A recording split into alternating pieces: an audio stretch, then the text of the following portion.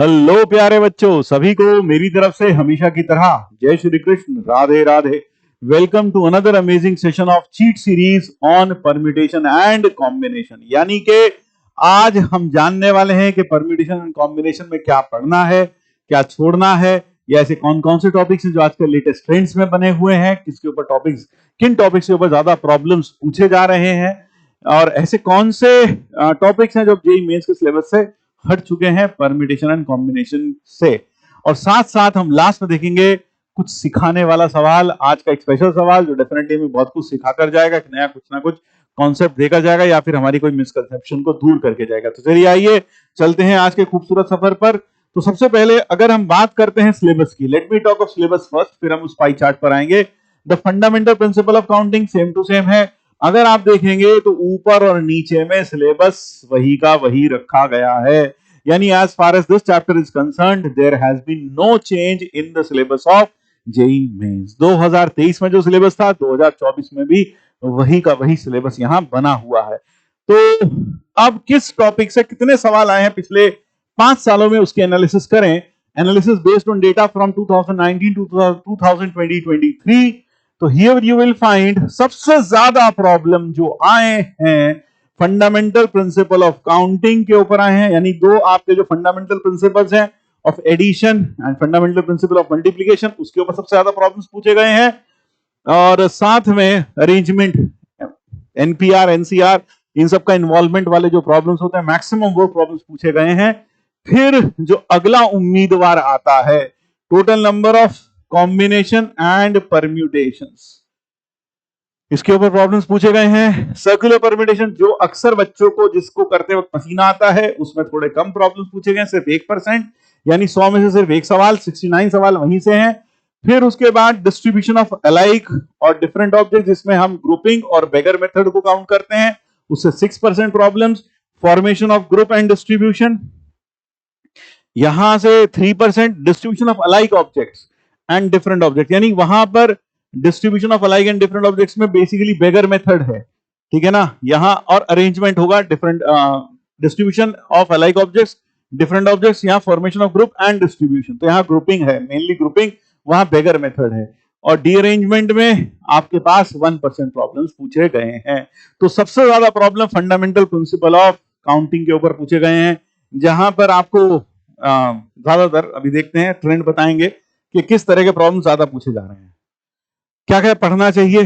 Combination, permutation problem, जो भी fundamental principle of multiplication के ऊपर कंसर्न है, ग्रुपिंग, बेगर मेथड, फिर साथ में स्ट्रिंग मेथड, और जिसे हम कहते हैं गैप मेथड, वो भी जरूर पढ़िएगा।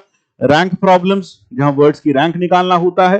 फिर उसके बाद टोटल नंबर ऑफ वर्ड्स की रैंक के साथ साथ आजकल नंबर के रैंक्स भी निकालना पड़ सकता है। वहां एक कहा जाता है, मान लो एक नंबर दे दिया, इसकी डिजिट्स को हमने रीअरेंज किया, तो बताइए और कैसे अरेंज किया, असेंडिंग या डिसेंडिंग ऑर्डर में अरेंज किया, तो आप हमें बताइए कि यह नंबर जो गिवन है यह उस अरेंजमेंट में किस पोजीशन पर आएगा। इस तरह की प्रॉब्लम्स भी पूछी जा रही हैं। Total number of combination, arrangement of alike objects. फिर क्या क्या पढ़ना चाहिए, summation of numbers, problem based on number of factors, circular permutation, principle of inclusion exclusion पढ़ना चाहिए। प्रिंसिपल ऑफ इंक्लूजन एक्सक्लूजन आपको पता होगा क्या है, नहीं पता है तो नीचे कमेंट बॉक्स में लिखिएगा। और जो हमारा यूट्यूब पर मंजिल में इसके ऊपर लेक्चर होगा, डेफिनेटली जो भी लेक्चर है आप वो अच्छे से देखिए, आपको पता चल जाएगा पाई है क्या, ठीक है। तो अगर आप इनमें से किसी भी टॉपिक को नहीं जानते कि क्या है, आपको समझ नहीं आ रहा वो क्या है, तो आप मंजिल पर जाकर परम्यूटेशन कॉम्बिनेशन का लेक्चर देख सकते हैं। कैन स्किप टॉपिक्स में भैया क्रॉस लगा लो बड़ा सा, यानी यहाँ ऐसा कोई टॉपिक नहीं है जो आपको छोड़ देना चाहिए, ऐसी बिल्कुल भी हमारी सलाह नहीं है। आप सारे टॉपिक अच्छे से कवर करिए, पढ़िए, कुछ भी छोड़िए मत as far as this chapter is concern. ध्यान रखिएगा, समेशन ऑफ नंबर्स, ऐसी बहुत सारी चीजें हैं, नंबर प्रॉब्लम्स हो गई, वो सब की सब इसके अंदर इंक्लूडेड है। सब कुछ पढ़ना है, कुछ नहीं छोड़ना है, निचोड़ ये है। Number of numbers greater than a particular number और लाइंग बिटवीन टू नंबर्स, इस तरह के प्रॉब्लम्स बहुत सारे पूछे गए हैं। आजकल ये लेटेस्ट ट्रेंड्स में है, जैसे 2023 में number of numbers strictly between this and this can be formed by using this without repetition। ऐसे ही सवाल 2023 में 24 जनवरी को भी देखने को मिला। Number of integers greater than 7000 using the digits 3, 5, 7, 6, 8 without repetition. एक चीज देखने लायक है, यहां मैं एक छोटी सी बारीक एनालिसिस आपके साथ शेयर कर रहा हूं। जो लोग इस सीरीज को देख रहे हैं उन्हें डेफिनेटली इससे काफी फायदा होने वाला है। एक चीज जो ट्रेंड हम देख रहे हैं वो ये देख रहे हैं, जो 24 जनवरी को पूछा गया वैसे ही सवाल लगभग 25 जनवरी में भी रिपीट हो रहा है।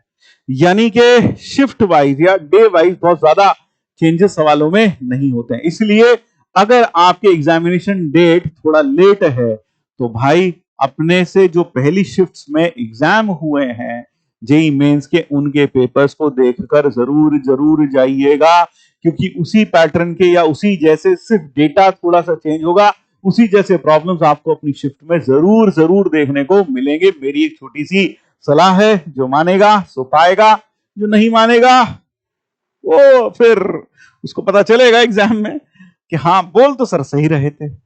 अब finding number of numbers divisible by particular number और digit, divisible by 11, divisible by 5, divisible by 6, तो ये सारे डिविजिबिलिटी रूल्स याद रखिएगा। ठीक है, डिविजिबिलिटी प्रॉब्लम्स आती हैं, गैप और स्ट्रिंग मेथड के ऊपर प्रॉब्लम्स आती हैं। 2023 में देखिए 8 अप्रैल को ही दो प्रॉब्लम्स दोनों शिफ्ट में आई हैं, एक ये तो, और सब टॉपिक एक ही है, फिर से वो बात, एक सुबह एक शाम में। हाँ, फिर रैंक प्रॉब्लम्स 13 अप्रैल 11 अप्रैल, देख रहे हो विनोद, देख रहे हो ट्रेंड। हाँ, जो 11 अप्रैल को आया वो 13 अप्रैल को फिर आ रहा है। तो इसलिए जो मैंने कहा, जब भी मैं बोलता हूं बिना किसी सबूत के नहीं बोलता हूं, हवा में नहीं बोलता हूं कि ऐसा होगा, नहीं। आई based my predictions on concrete data or the trend that we see in the past years. अब बात करते हैं आज का स्पेशल सवाल। रैंक प्रॉब्लम की बात की जाए तो बहुत सारे बच्चों ने शॉर्टकट याद कर लिया है, उन्होंने यूट्यूब में देखा है ना, उन्होंने वो शॉर्टकट सीख लिया, उन्हें लगता है रैंक प्रॉब्लम्स हो गई। लेकिन ध्यान रखिए, आप शॉर्टकट तो सीखे ही, साथ साथ लॉन्ग जो मेथड है उसकी भी अलग ही इंपॉर्टेंस है, क्योंकि उसके ऊपर भी प्रॉब्लम बन सकता है चेंज होकर। जैसे कि यह सवाल आप देखें 2021 में आया 1 सितंबर को, अरेंजमेंट विद और without meaning of the word farmer are written excluding any two words that has two are appearing together। वो कह रहा है कि फार्मर के जितने भी पॉसिबल अरेंजमेंट्स थे वो हमने एक डिक्शनरी में लिख लिए, लेकिन उस डिक्शनरी में ख्याल रखा गया कि जो भी वर्ड्स हम उस डिक्शनरी में डालें उनमें कोई भी दो बार एक साथ नहीं होने चाहिए। फिर the arrangements are listed serially in alphabetical order in the English dictionary, then the serial number of word farmer, farmer का नंबर बताना है, ये किस लिस्ट के, उस लिस्ट में कहां पर आएगा।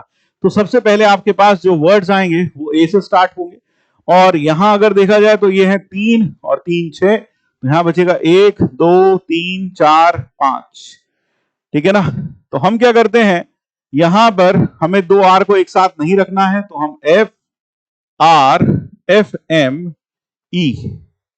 एफ एम ई और दो आर के लिए यहां क्रॉस लगा देते हैं। ए अपनी जगह फिक्स लेकर बैठा है, यानी हम क्या लगा रहे हैं, गैप मेथड। तो पहले इनको अरेंज करेंगे 3 फैक्टोरियल, और इन 4 जगह में से हम 2 जगह चुनेंगे और उन पर 2 आर को पुट कर देंगे। पुट करने का एक तरीका, तो 3 फैक्टोरियल से हमने इन्हें अरेंज किया, इनके बीच में 4 गैप थे, 4 में से 2 गैप चुने 2 आर के लिए और उन आर को उस पर बिठा दिया है, एंड दैट मेक्स इट 18 तरीके ये है हो गए, है ना। 18 ही आया भाई, 6 into 6 36 आया, सॉरी, दैट मेक्स इट 36। फिर उसके बाद ए के बाद अब वर्ड्स आएंगे ई से, ई विल बी फिक्स्ड क्योंकि A B C D E, तो यहां बचेगा ए एम और एफ, ये बच गया। और यहां भी जो नंबर ऑफ वर्ड्स आएंगे वो सेम आएंगे, 3 factorial into 4c2 into 1, that is again 36। अब वर्ड्स आएंगे एफ से शुरू होने वाले, एफ में भी सबसे पहले वर्ड्स आएंगे एफ ए आ वाले। अब फार्मर बीसी में आ जाएगा तो आपको एफ ए ई को फिक्स करना पड़ेगा, एंड देन जो आपके पास बचा एफ ए ई फिक्स किया तो एम आर और आर, यही आएगा एक, क्योंकि इसमें 2 आर हमें इकट्ठा नहीं रखने हैं। फिर अगला आएगा एफ ए एम, और इसमें आ जाएगा, इसमें क्या आ जाएगा, इसमें आ जाएगा आर ई आर, ये आ जाएगा। और फिर आएगा एफ ए आर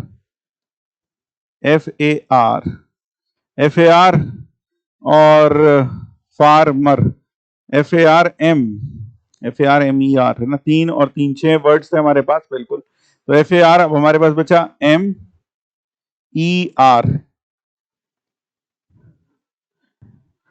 फिर जो अगला वर्ड आएगा हमारे पास वो आ जाएगा FAR और फिर ERM, ये आ जाएगा। और उससे अगला जो वर्ड आएगा वो आ जाएगा FARM और फिर E और फिर R। So the rank comes out to be 36, 36 is 72, 73, 74, 75, 76, 77। तो 77th वर्ड आ जाएगा ये हमारा इंग्लिश डिक्शनरी में।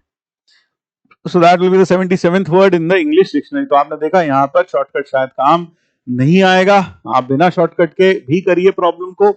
अल्फाबेटिकल ऑर्डर मतलब ये जो रैंक प्रॉब्लम्स हैं उनको सिर्फ शॉर्टकट पर ही डिपेंडेंट नहीं रहिए, बुद्धि का भी इस्तेमाल कीजिएगा।